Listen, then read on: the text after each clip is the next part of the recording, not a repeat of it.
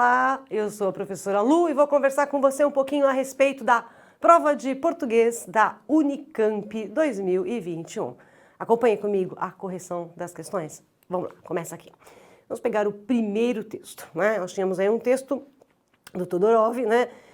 Dizendo o seguinte: é também preciso que nos questionamentos sobre a finalidade última das obras que julgamos dignas de serem estudadas, em regra geral, o leitor não profissional, tanto hoje quanto ontem, lê essas obras para encontrar um sentido que lhe permita compreender melhor o homem e o mundo, para nelas descobrir uma beleza que enriqueça sua existência. Ao fazê-lo, ele compreende melhor a si mesmo. Tudo bem? Então, dá uma olhadinha. Essa parte final do Todorov, a gente vai precisar dela. Note que ele fala assim: lê essas obras para encontrar um sentido que lhe permita compreender melhor o homem e o mundo, para nelas descobrir uma beleza que enriqueça a sua existência. Ao fazê-lo, ele compreende melhor a si mesmo. Então você vai compreender o próximo e vai compreender a si mesmo, tá? E logo depois, o texto 2 é um trechinho de Fórmula Mágica do Racionais, né? Dá uma lidinha aí. Essa porra é um campo minado. Quantas vezes eu pensei em me jogar daqui? Mas aí minha área é tudo o que eu tenho. A minha vida é aqui e eu não consigo sair. É muito fácil fugir, mas eu não vou. Não vou trair quem eu fui, quem eu sou. Eu gosto de onde eu tô e de onde eu vim. O ensinamento da favela foi muito bom para mim. A gente vive se matando, irmão. Por quê? Não me olhe assim, sou igual a você. Descanse o seu gatilho, descanse o seu gatilho. Entre no trem da malandragem, meu rap é o trilho. Bom, repare que ele fala, ele está se dirigindo, né, a uma pessoa na parte final, ele diz assim: não me olhe assim, eu sou igual a você. Então, se a gente pensar lá no Todorov, né, o que o Todorov diz? Que o homem compreende a ele mesmo, compreende o mundo e compreende o próximo. Né? E é justamente o que a gente tem aqui, ó. Não me olhe assim, sou igual a você. Ele está tentando fazer o outro compreender que há uma igualdade aqui. E o convite, né? Entre no trem da malandragem, meu rap é o trilho. Então ele convoca o interlocutor dele, aqui nesse caso, a percorrer o caminho do rap, né? O trilho, né, é o rap, né? E aí você encontraria a fórmula da paz, como diz o título, né? Fórmula mágica da paz. Dá uma olhadinha comigo nas questões. A letra A pede: identifique nos versos transcritos acima uma expressão que se opõe ao título da canção e uma outra que o confirma. Explique o título da canção considerando o último verso. Bom, repare que ele está pedindo 3 coisas no item A, tá bom? Qual é a primeira coisa que ele pede? Uma expressão que se oponha ao título. Qual é o título? Fórmula mágica da paz.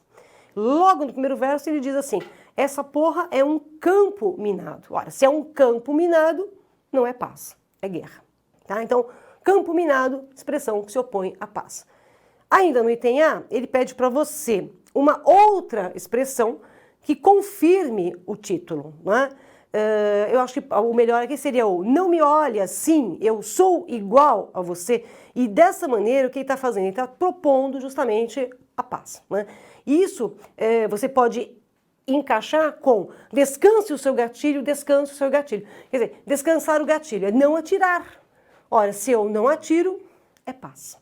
Tá certo? Perfeito? Agora, ainda no item A, ele pede outra coisinha. Explique o título da canção considerando o último verso. E aquilo que eu falei para vocês, né? Entre no trem da malandragem, meu rap é o trilho. Então, o caminho para você encontrar a paz, né? Ou a fórmula mágica da paz, melhor dizendo, estaria no rap. Então ele está convidando, né, o interlocutor, a pessoa com quem ele fala, para percorrer o caminho da paz. E o caminho da paz está no trilho. E quem compõe o trilho é o rap. Tudo bem? Perfeito? Eu vou para frente aqui, só para você ver. Aí a gente tem a resolução, né, bem detalhada, tá, com as opções que eu acabei de dar para vocês como respostas. Né? Campo minado se opõe à mágica da paz, né? O não me olhe assim, descanse seu gatilho, né? se opondo à ideia, aliás, mantendo a ideia de paz, né? Porque o campo minado se opõe à paz. Então, primeiro, oposição, campo minado. Segundo, que tem a consonância com o título, né? Descanse seu gatilho, não me olhe assim. E depois ali explicar o título como eu já me referi a ele 2 vezes. Tudo bem? Esse é o item A. Vamos voltar? Vamos ver o item B? Item B pede o seguinte: com base no trecho de Todorov e no excerto da canção, formule 2 argumentos, um ético e um estético, que justifiquem o estudo do rap, né? Bom, um ético, né, que a gente pode perceber pela própria canção do Racionais, deixa eu colocar aqui o gabarito para vocês, né? Argumento ético seria a proposta de se eliminar a violência na periferia. Por isso, a gente tem lá, descanse o seu gatilho. Então, se você descansa o gatilho, você busca a paz, né? Você busca o bem e até mesmo a solidariedade. O aspecto estético, né? A gente tem que pegar uns traços estéticos do rap, né? Então, você tem a questão do ritmo, né? Aliás, rap é ritmo e poesia, né? Então, tem a questão do ritmo, então a melodia vai ser importante, as rimas que são empregadas, justamente para dar o ritmo, né, ao processo do rap, né? O uso de aliterações, né? Aliteração, repetição do som consonantal, tá bom? As metáforas que estão também sendo empregadas e, assim, para a gente concluir, um exemplo aí de metonímia. O exemplo de metonímia é só um a mais, a gente coloca várias opções aqui para ver se você, pelo menos, colocou uma delas e acertou a sua resposta, tá? Então, a expressividade do rap está no ritmo e na poesia. Ritmo, uso de rimas e figuras sonoras, no caso aí a aliteração. Poesia, as metáforas e a metonímia. Tudo bem? Perfeito? Vamos para a questão número 2. A questão número 2 traz para a gente um texto, aliás, uma explicaçãozinha do que é peroração. Peroração ou epílogo, né? O que é peroração? É o fim, tá certo? É o desfecho de um texto, tá? Epílogo é fim, parte final. Peroração é fim, tudo bem? Depois a gente tem um outro texto, né? Extraído do sermão da quarta-feira de cinza, do padre Antônio Vieira. E repare que o Vieira faz aqui, ele fala com os mortos, né? Ele fala assim: mortos, mortos, desenganai estes vivos. Dizei-nos que pensamentos e que sentimentos foram os vossos quando entrastes e saístes pelas portas da morte. Então ele pede para os mortos dizerem para os vivos o que eles têm que pensar quando eles estão ali na porta, depois da morte, tem que passar a porta. Então, para fazer a travessia, né, desse mundo terreno para um mundo divino, né, o que eles têm que pensar. Tá? Agora, não adianta fazer o pensamento só no momento da travessia, você tem que pensar nisso antes, que é justamente o que o Vieira propõe nas 3 versões do Sermão da Quarta-feira. Você tem que se preparar para a morte. Então, como é que você se prepara para a morte? Por exemplo, se libertando das vaidades terrenas, tá bom? Se libertando dos aspectos materiais, né? Então, não adianta você ter o pensamento assim: oh, meu Deus, só lá, morri, tá? Estou à beira da porta, e vou entrar. Ah, meu Deus, eu me arrependo, eu não dou valor à materialidade, eu não sou vaidoso. Não, tem que pensar nisso antes, tá legal? E aí a questão número 2, o item A, pede o seguinte: identifique e explique as 2 estratégias retóricas utilizadas por Vieira ao encaminhar-se para a conclusão do sermão de 1672. Bom, estratégias retóricas, né? Então, primeiro você pode perceber que ele dialoga com os mortos, para que os mortos, de uma certa forma, falem com os vivos, desenganando os vivos, primeiro, de terem a ideia de voltarem à vida, tá bom? Não adianta, se morreu, é daqui para frente que você vai, né? E também os mortos dizerem, né, quais os pensamentos, como diz o texto, né, quais os pensamentos e sentimentos foram desses mortos quando eles entraram e quando eles passaram pela porta da morte. Na verdade, devem ser pensamentos semelhantes, né, daquelas pessoas que vão fazer a travessia. E ele pede para a gente, no item A, né, 2 estratégias. Então, uma estratégia retórica é esse diálogo, né? E uma outra estratégia de retórica é o uso, né, que ele faz de algumas figuras. Por exemplo, ele usa apóstrofe, né? Mortos, mortos, né? Está chamando. Isso a gente chama de apóstrofe nas figuras de linguagem ou vocativo, se a gente pensar na gramática, né? Ele se vale também de anáforas. Lembra que é anáfora? Repetição da mesma expressão ou da mesma palavra no início, do início do que você tiver. Então, se você observar, né, o Vieira usa bastante nem, ó, nem parar, nem fugir, nem dilatar, nem. Vou colocar aqui o gabarito para você acompanhar, tá bom? Um outro recurso que o Vieira está empregando aqui são as interjeições. Oh, que passo tão estreito. Oh, que momento tão terrível. Oh, que transe. Oh, oh, oh. É interjeição e é anáfora também. Né? Se você reparar, ele está repetindo oh, oh, oh no início das orações. Tá bom? Então, tem o uso de interjeição, mas anafórico. E a gente pode pensar aqui também no, que eu acho que é muito, o principal é o uso do imperativo. Né? Ele está usando o imperativo. Né? Desenganai, dizei, tá? É praticamente uma ordem, ele é a forma verbal imperativa, tá bom? E o jogo de oposições, que é uma característica típica do movimento barroco. Né? Logo no comecinho do sermão, o Vieira escreve, quando entrastes e saístes, tá? Entrar e sair, tá bom? Ok? Vamos ao item B. No item B ele pede, com que sentimentos o pregador busca sensibilizar os ouvintes? Que ação procura estimular nos cristãos? Bom, são duas perguntas, tá? Então vamos responder a primeira. Qual é o sentimento que o pregador busca sensibilizar nos ouvintes? É o medo, tá bom? É a partir do medo que ele vai tentar mostrar para os ouvintes, por meio do sermão, que eles devem ter um comportamento durante a vida diferente daquele que eles vêm tendo, dando valor àquilo que é, de acordo com a mentalidade do Vieira, uma inutilidade. Tá? Agora, o item B ele pede que a ação procura estimular nos cristãos. É que os cristãos se desapeguem das vaidades e da materialidade da vida. Tá legal? Perfeito? Aí você tem uma resposta bem completinha, com todas as opções que você pode colocar na sua resposta oficial, tá bom? Então assim, se você se libertar da vaidade, se você se libertar da ganância, se você se libertar da materialidade, você alcança a salvação. Perfeito? Tá bom? Vamos para a questão número 3. Bom, na terceira questão nós temos um texto do Antoine Compagnon, né?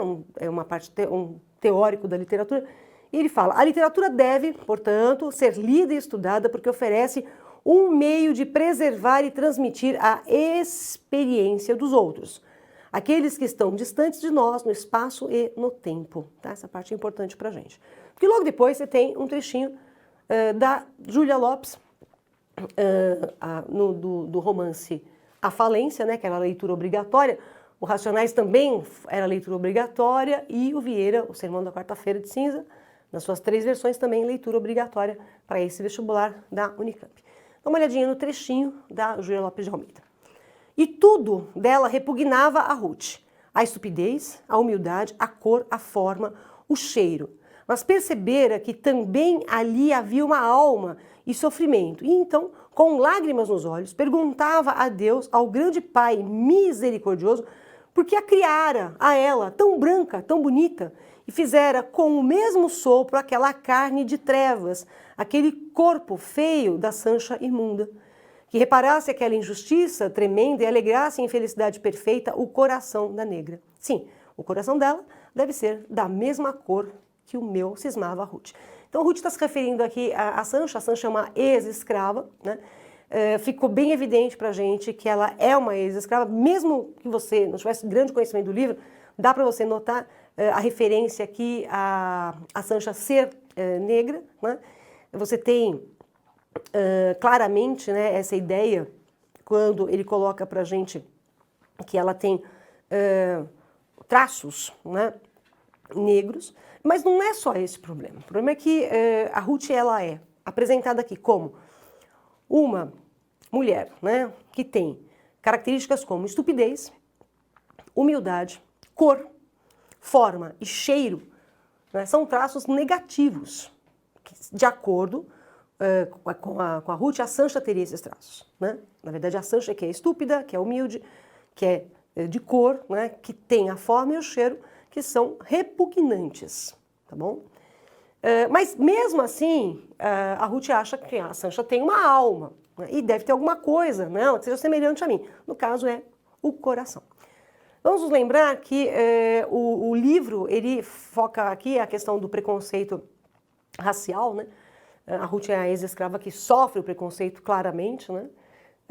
Tanto que ela é considerada repugnante, né, pela Sancha, embora a Sancha faça uma reflexão depois, no fim, de que o coração dela devia ser da mesma cor. Tá?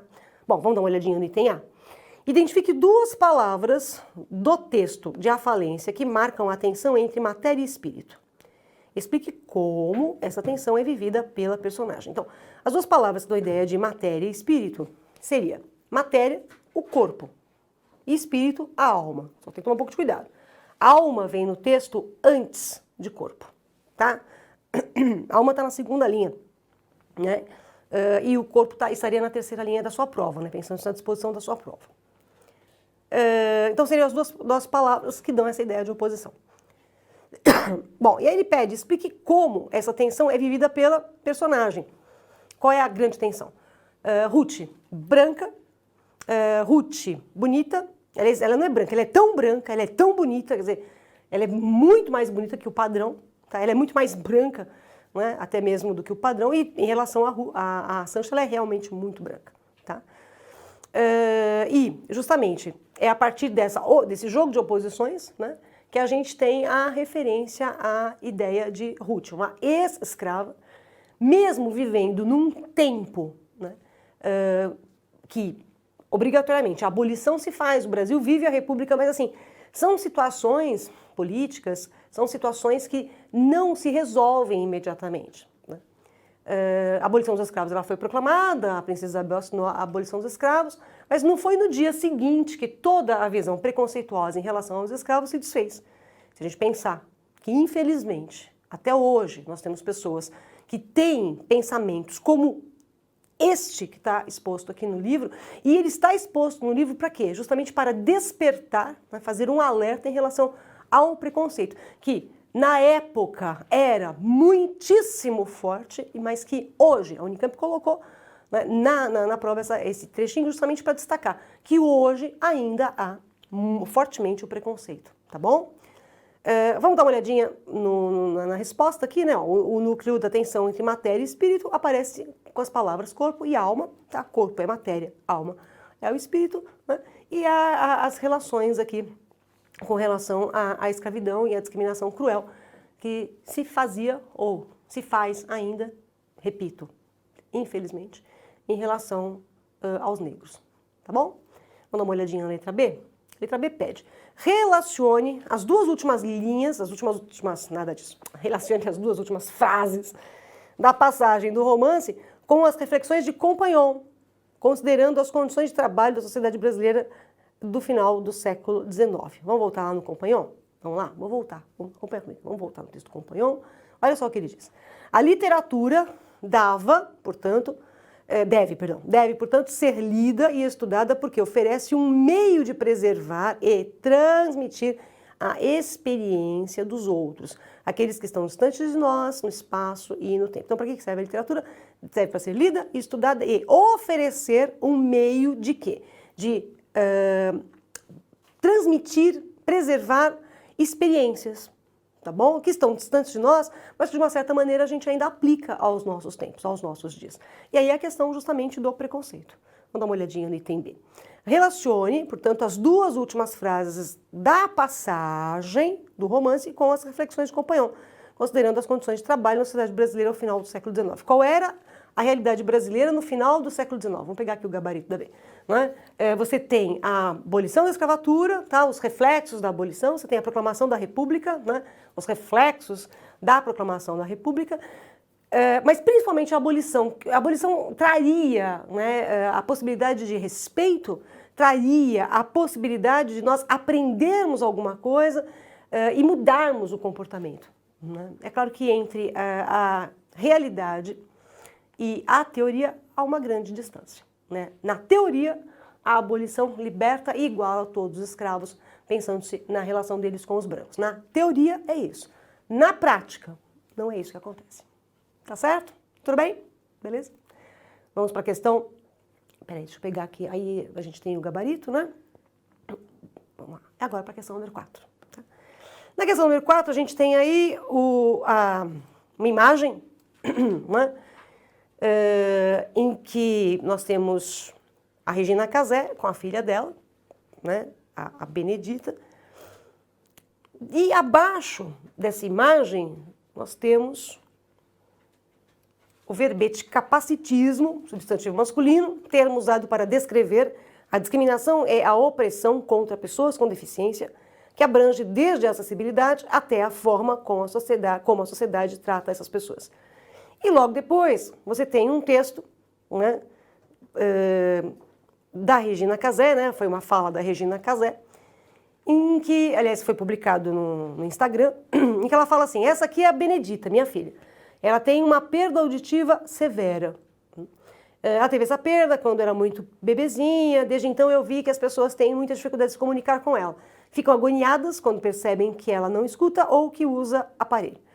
Então nós duas resolvemos ajudar um pouquinho, com nossa experiência nessa comunicação com situações do dia a dia. Por exemplo, não dá para falar de costas para a pessoa, porque muitas vezes ela depende da leitura labial para entender. Outro exemplo, não precisa gritar, porque volume alto ou baixo é uma coisa completamente diferente de frequência, agudo ou grave. Outra coisa que acontece direto, em vez de falarem com a pessoa surda, perguntam para a pessoa que está do lado. E para terminar, é uma loucura quando alguém fala: nossa, mas ela é tão linda. Ninguém diz que ela é surda. Procure saber o que é capacitismo e daqui para frente seja anticapacitista. Ela é linda e é surda. Tudo bem? E é realmente aquela coisa do... é quase que uma noção de compensação invertida, que, nossa, ela é linda, mas é surda. Tá? Então a Regina Casé pede para você inverter, ela é linda e surda. Né? Vamos dar uma olhadinha nas questões? O item A pede: considerando as noções de capacitismo e anticapacitismo, explique o uso de mas e de e nas frases: nossa, mas ela é tão linda e ela é linda e surda. Bom, quando você tem o mas, né, no nossa, mas ela é tão linda, esse mas é a conjunção adversativa, né? E, evidentemente, a ideia que a gente tem aqui se é surda, não pode ser linda. Se é linda, não pode ser surda. Tá legal? Então, você tem essa ideia, realmente, do jogo aí de contrários, né? Nossa, ela é linda, mas é surda. Quer dizer, se é linda, não pode ser surda. Ou, se é surda, não pode ser linda. Então, aqui você tem justamente essa ideia, né, do capacitismo. Né? O que é capacitismo? Termo usado para descrever discriminação. Tá bom? Então, o mas aqui, adversativo, ele está funcionando para reforçar a discriminação. Perfeito? Dá uma olhadinha comigo aqui no gabarito, né, da letra A, falando sobre justamente esse mas que reforça nesse emprego a discriminação. Tudo bem? Mas a questão, o item A, ele pede para você avaliar também o E. Olha, o E é outro sentido. Né? Repare, ela é linda e surda. O E agora aí é uma conjunção aditiva. Então, eu tenho duas qualidades, né, duas prendas atribuídas a Benedita aqui nesse caso. Né? Ela é linda e também é surda. Então, estamos somando características, né? E aí você teria o propósito anticapacitista. Tá bom? Ok? Vamos ao item B? Vamos voltar na questão? O item B pede o seguinte: apontando as dificuldades de comunicação com uma pessoa surda, Regina Casé observa que uma situação frequente é o interlocutor dirigir-se a quem está ao lado da pessoa. Nesse caso, trata-se de uma atitude capacitista ou anticapacitista. Gente, é discriminação de novo. Né? Então, eu tenho uma pessoa surda aqui do meu lado, tá? E vamos supor, o pai dessa pessoa aqui do lado. Então, ao invés de eu falar com a pessoa surda de frente, para que ela possa fazer a leitura labial, não. Eu deixo a pessoa aqui e falo assim: olha, ela está triste? Bom, vira a pessoa: se você está triste, porque na hora que você pergunta para outra, ela está triste, você está ignorando, né, a pessoa que está ali ao lado. Né? Então, seria discriminação, porque a pessoa que fala, vamos pegar aqui o gabarito, a pessoa que fala estaria excluindo do diálogo o indivíduo surdo. Tá legal? Ok? Falando com quem está do lado dele e não com ele. Certo? Beleza? Quinta questão. Vamos lá? Na quinta questão, nós temos um texto falando sobre o dilema das redes 2020. Aborda um dilema comum em documentários desse tipo. Sem dúvida, importante a denúncia vinda dos empresários desse setor que lucraram muito com a criação de empresas digitais que monopolizam as redes. Tá bom? E logo depois a gente tem uma charge, né? Nós temos aí um rapazinho num barco jogando a rede. Esse rapazinho no barco ele estaria representando os empresários, né, das redes. Perfeito? Vamos ver comigo a questão. Considerando o primeiro parágrafo do texto 1, indique dois substantivos a que a expressão viram-se enredados se refere. E aí a gente tem que voltar no texto, tá? Não dá para fazer de memória. Vamos voltar no texto comigo? Vamos lá, passear aqui, vamos voltar no texto. Chegamos aqui no texto. O que eu estou procurando? Eu estou procurando o quê? Os dois substantivos a que a expressão viram-se enredados se refere. Então vamos ler até chegar lá. O dilema das redes 2020 aborda um dilema... Olha, horrível isso, né? O dilema aborda um dilema... Mas tudo bem, não vou discutir a redação. O dilema das redes 2020 aborda um dilema comum em documentários deste tipo. É, sem dúvida, importante a denúncia vinda dos empresários desse setor que lucraram muito com a criação de empresas digitais que monopolizam as redes. A revelação de seu funcionamento, de seus preocupantes efeitos sobre as pessoas e de sua perniciosa influência em processos políticos, uma espécie de crise de consciência. Contudo, eles parecem não entender exatamente que são eles os protagonistas, empenhados em desenvolver uma ferramenta capaz de integrar as pessoas. Viram-se enredados nessa rede cuja finalidade era prender a atenção e servir de plataforma de marketing. Bom, quem são esses protagonistas que desenvolveram uma ferramenta capaz de integrar as pessoas e que se viram enredados? Os empresários. Então, a expressão viram-se enredados se refere a quê? A empresários, né, que está aqui em cima, tudo bem?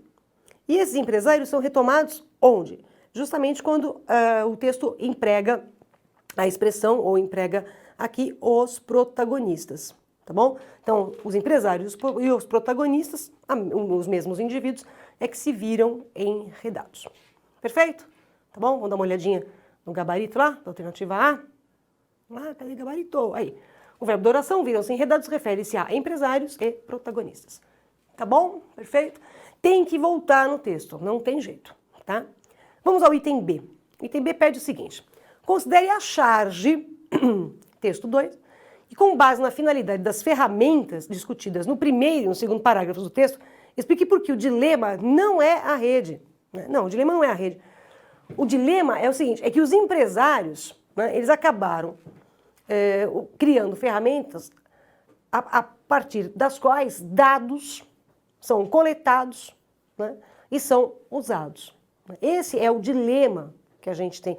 Se você for lá no finalzinho do texto, ele fala assim, o documentário afasta a resposta simples de que o produto que vendem são os dados capturados por essas plataformas. Elas funcionam mapeando comportamentos e padrões de modo a dirigir a oferta do produto com um alto grau de certeza de consumo. E aí você tem, a gente pode pensar até nos algoritmos, né? Se você entrar em qualquer rede social, ou mesmo num mecanismo de busca, e digitar lá, por exemplo, tablet, não é? Aí vão começar a aparecer várias propagandas para você a respeito de tablet.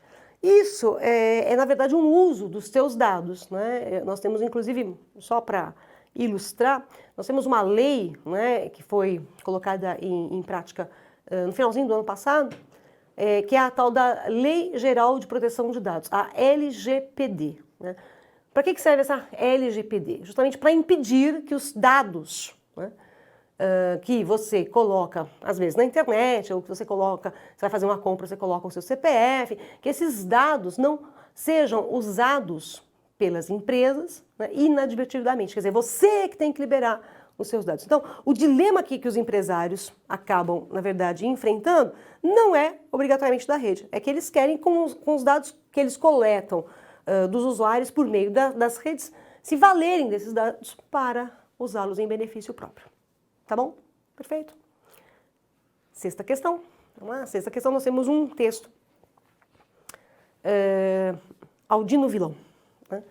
Aldino Vilão é pseudônimo de Marcelo Marques, universitário paulista de 18 anos, cursa licenciatura em História e produz vídeos em que traduz conceitos filosóficos complexos em linguagem coloquial, com gírias típicas das periferias do estado de São Paulo. Tá? E aí a gente tem o texto 2, vamos a ele. E aí, molecadinha que nos assiste, primeiramente um abraço, um cheiro, um amasso. Faltou só ele pedir para você curtir, dar um like, seguir o canal, coisas do tipo. Vamos lá. um amasso diretamente daqui da 019, Aldino Vilão, na voz, trazendo para vocês uma explicação.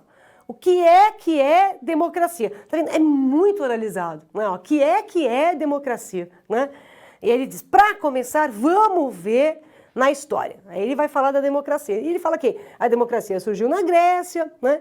E aí ele te dá as informações, né? Que naquela época, na Grécia, né, para você participar da democracia, você precisava ser homem, maior de 21 anos, tinha que possuir terras, né?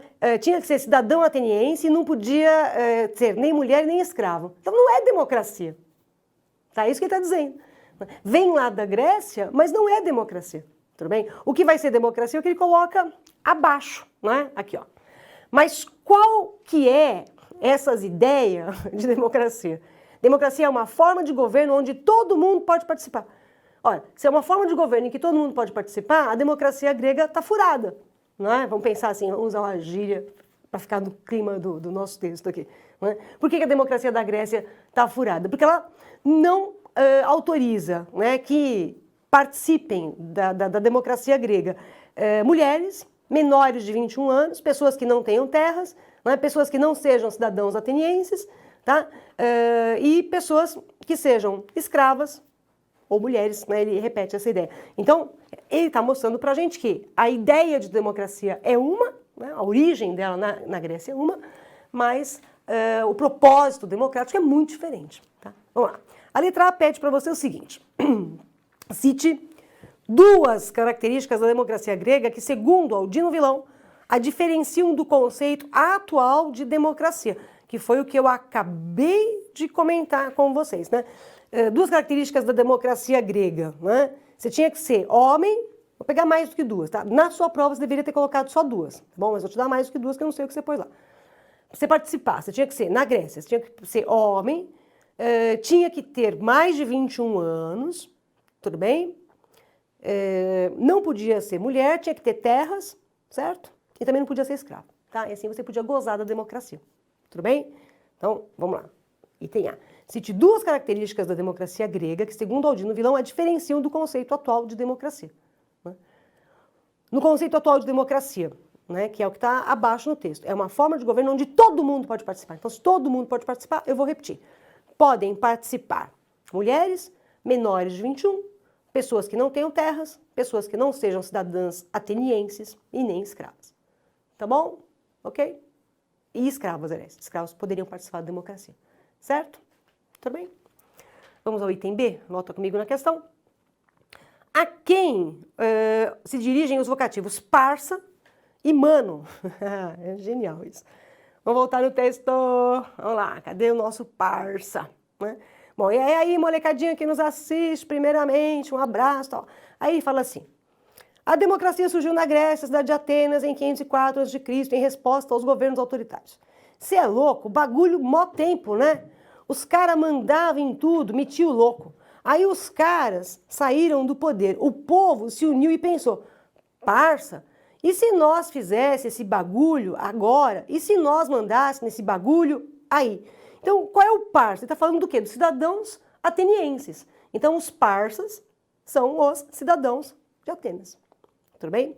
Mas a questão pede também para você indicar a quem se refere mano. Então, vamos continuar a leitura lá comigo, né? Na verdade, o mano está mais para frente. Então, vamos aqui, tá bom? No último parágrafo. Mas qual é que é essas ideias de democracia? Democracia é uma forma de governo onde todo mundo pode participar.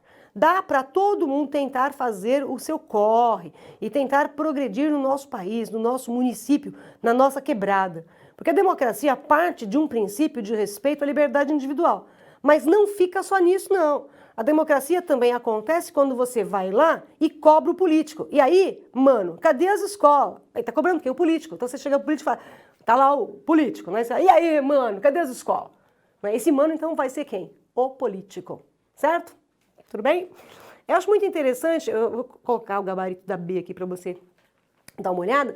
Eu acho muito interessante porque, embora você tenha um coloquialismo muito intenso nesse texto, ele não deixa, em momento algum, de informar alguma coisa. Você aprendeu o que é democracia, você aprendeu como era a democracia na Grécia e como deve ser a verdadeira democracia. Tá bom? Ok? Vamos para a questão número 7. Questão número 7, nós temos aí um texto falando sobre Penélope, né? Que Penélope ficava esperando o marido Ulisses. Então vamos ler aí. Durante anos, Penélope esperou que seu marido Ulisses retornasse da guerra de Troia, 9 e 7 a.C. Essa viagem é o tema da Odisseia, poema épico grego atribuído a Homero.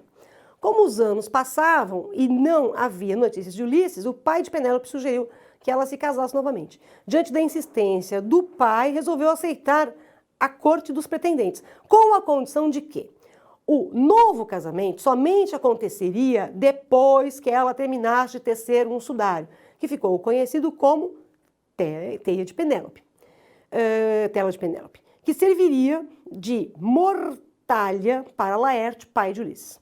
Durante o dia, aos olhos de todos, Penélope tecia e à noite secretamente desmanchava todo o trabalho. Com esse artifício, adiava a escolha de outro marido até a volta de Ulisses, certo? Então o que a Penélope fazia? De dia, tecia, as pessoas falavam, nossa, ela está tecendo, então ela quer casar. À noite ela destecia, ela desmanchava. E aí, dessa maneira, ela nunca terminaria o seu trabalho e aí prolongaria a espera de Ulisses. Tá bom?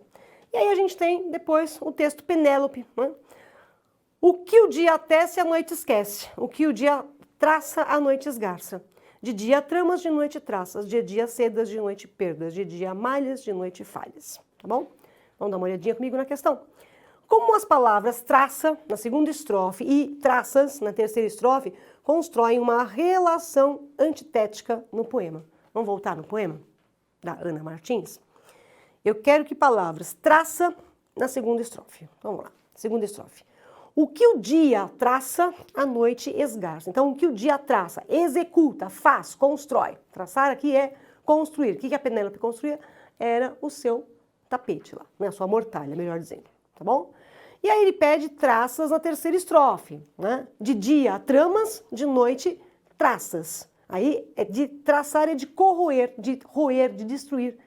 Né? As traças, né? Você pensar no bichinho, a traça, ela come o tecido. Tá legal? Então, os dois sentidos aqui para traça, como indica a questão A. Tudo bem? Tá aí o gabaritinho para você, certo? Vamos ao item B. Vou voltar no item B.